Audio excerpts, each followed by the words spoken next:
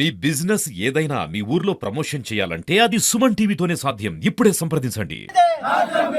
రైతుల ఐక్యత, రైతుల ఐక్యత, రైతుల ఐక్యత. జై జవాన్ జై కిసాన్, జై జవాన్ జై కిసాన్. బేషరతుగా 2 లక్షల రైతు రుణమాఫీని ఆంక్షలు లేకుండా రైతులకు రుణమాఫీని వెంటనే, ఆంక్షలు లేకుండా రైతులకు రుణమాఫీ వెంటనే. సిద్దిపేట జిల్లా దుబ్బాక డివిజన్ ఇడిగంటి మండల్ గ్రామం దర్బారం. నా పేరు కుర్మ కంకెమైసయ్య.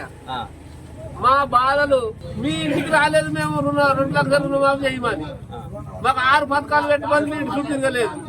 మా ఇంటి చుట్టూ తిరిగి కేసీఆర్ పెట్టిన పథకాలు ఇడిచిపెట్టి అవి ఓంగా మళ్ళీ 6 ఆములు ఇచ్చినావు. అవన్నీ రుణమాఫీ రాలేదు, 2 లక్షల రుణమాఫీ చేస్తానని చేయలేదు.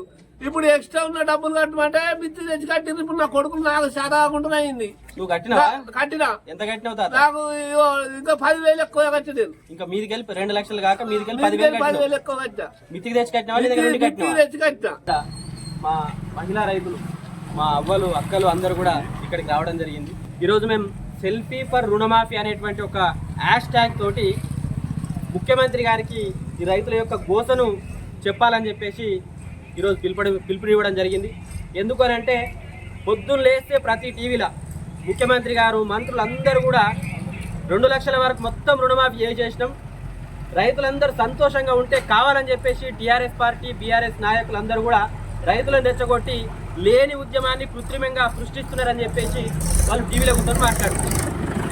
ఆ టీవీ చూస్తున్న రైతులకేమో కడుపంతా మసులుతున్నది. అరే నాకు 2 లక్షలు కాదు, నాది 50,000 లోన్ ఉంటేనే మాఫీ కాలేదు. నేను 2,50,000 2,70,000 ఉంటే మీద 2 లక్షల మీద ఉన్న 50,000 70,000 నేను కట్టేసిన. వాడేమో టీవీలో కూర్చొని మాట్లాడుతున్నాడు, మొత్తం మాఫీ చేసినట్టు నాకు 1 రూపాయి కూడా రాలే. ఒక ఆయన 60,000 కట్టిండు రైతు. ఈ 60,000 నేను మితికి తీసుకొచ్చి కట్టిన. పోయిన నెల 8 తారీఖు నాడు 9 తారీఖు నాడు కడితే ఇప్పటివరకు నెల అయిపోయింది. ఇప్పటివరకు ఈ మిత్తి ఎవడు ఇష్టం లేడు, అసలు ఎవడు ఇష్టం లేడు అని చెప్పేసి ఆయన ఇంట్లో కూర్చుంటే కడుపు మసులుతున్నది. ఈయన బాధ ఈయనకే ఉంటే వాళ్ళు మాత్రం రైతుల బాధలను ఏం పట్టించుకోకుండా ప్రతిరోజు టీవీలో మళ్ళీ గదే చెప్తున్నారు, మేము రుణమాఫీ చేసినాం, బీఆర్ఎస్ వాళ్ళకి ఏం పని లేదు కాబట్టి రైతులకు రెచ్చగొడుతున్నాం చేస్తే రైతులకు మేము అక్కడ కనీసము అంటే అంతమంది రైతులు వస్తారనేటువంటి విషయం మాకు తెలియక అక్కడ కనీసం భోజనం ఏర్పాట్లు కానీ లేకపోతే అక్కడ ఛాయ్ నీళ్ళు కూడా ఏర్పాటు చేద్దామంటే కూడా వీలు లేని పరిస్థితి. ఎందుకంటే అంతమంది రైతులు వచ్చారు అక్కడికి. అప్పటికప్పుడు ఒక పిలుపునిస్తే అనుకోకుండా 24 గంటల ముందు ఇస్తే అంతమంది రైతులు వస్తే వాళ్ళకి ఎట్లా ఏర్పాటు చేయాలని అర్థం కాక మేము ఒక మంచినీళ్ళ వసతి తప్ప మిగతా ఏది కూడా ఏర్పాటు చేయలే. వాళ్ళే ఆటో కిరాయిలు కట్టుకున్నారు, వాళ్ళే బండ్ల పెట్రోల్ పోసుకున్నారు. కొంతమంది పాపం ఆటోకు బండ్ల పెట్రోల్కు డబ్బులు లేని వాళ్ళు దగ్గర 1-2 కిలోమీటర్ల పరిధిలో ఉన్న గ్రామాల నుంచి నడుచుకుంటూ కూడా వచ్చారు. ఇలా ఆ కష్టం చేసే రైతులను పట్టుకొని కాంగ్రెస్ నాయకులు కైకిలిచ్చి పట్టుకొచ్చిరని చెప్పేసి బాగా అహంకారంతో వాళ్ళని అవమానించినట్టుగా మాట్లాడితే వాళ్లకు కోపం వచ్చింది. మాకు కడుపు మసిలి ఈరోజు ఒక కార్యక్రమాన్ని, వినూత్నమైనటువంటి కార్యక్రమాన్ని లాంచ్ చేద్దామని చెప్పేసి మేము ఈ ధర్మారం గ్రామాన్ని, ఈ ధర్మారంలో ఉన్నటువంటి బీఆర్ఎస్ నాయకులందరి ఆలోచన మేరకు, మా మండల కమిటీ ఆలోచన మేరకు ఈ ధర్మారం గ్రామానికి రావడం జరిగింది. ముఖ్యమంత్రి గారు, కాంగ్రెస్ పార్టీ నాయకులారా, ఇక మేము మాట్లాడు బంద్ చేసుకుంటున్నాం. ఇయ్యాలటి నుంచి మేము మాట్లాడితే మా రాజకీయం కోసం మాట్లాడినట్టుగా మీకు అర్థమవుతున్నది. ఇక మేము బంద్ చేస్తున్నాం.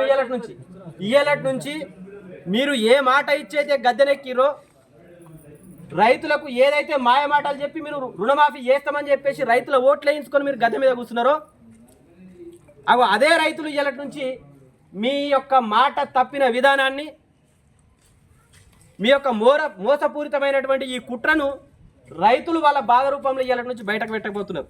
ఇలా సుమారు ఒక 200-300 మంది రైతులు ఈ చిన్న గ్రామం నుంచే వచ్చి ఇక్కడ, మేము రాత్రి కూడా చెప్పలేదు, పొద్దుగాల వచ్చి ఇట్లా ఏమంటున్నారే, మరి ముఖ్యమంత్రి గారేమో రుణమాఫీ అయింది అంటున్నారు, మనమేమో కాలేదని బాధపడుతున్నాం, మరొక వీడియో తీసి ముఖ్యమంత్రికి పంపిద్దామా అని చెప్పేసి అంటే 200-300 మంది రైతులు వచ్చిరిడ. ఈ రోజు నుంచి ఈ కార్యక్రమాన్ని ప్రారంభిస్తున్నాం. ఈ మండలంలో సుమారు 1000 నుంచి 1500 మంది రైతులతోటి వీడియోలు తీయించి మేము సీఎంఓకు ట్యాగ్ చేసి పంపించాలని చెప్పేసి ఈ యొక్క డిజిటల్ ఉద్యమాన్ని ప్రారంభించడం జరిగింది.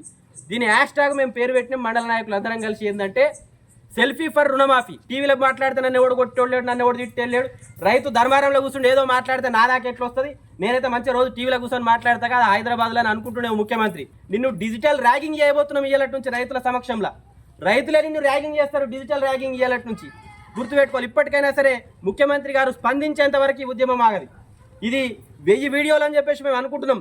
ఈ 1000 మరి 10,000కు పోతుందా, 1,00,000కు పోతుందా, 10 లక్షలకు పోతుందా?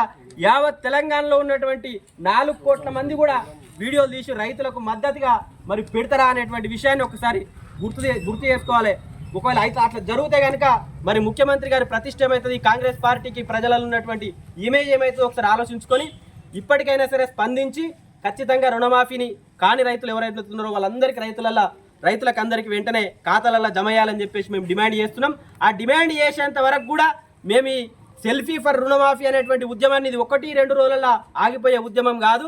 ప్రతి గ్రామానికి పోతాం, ప్రతి రైతు దగ్గరికి పోతాం.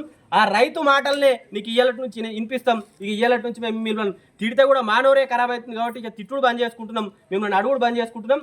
రైతులతోటే మాట్లాడియాలని చెప్పేసి ఈ కార్యక్రమాన్ని లాంచ్ చేసుకోవడం జరుగుతుంది. కాబట్టి ఈరోజు ఈ రైతుల యొక్క అందరికి కూడా మీ బాధలేంది, మన కష్టాలేంది, మనం ఏమడుగుతున్నామో మన సెల్ఫీ వీడియో ద్వారా ముఖ్యమంత్రికి పంపించాలని చెప్పేసి కోరుతా ఉన్నాం.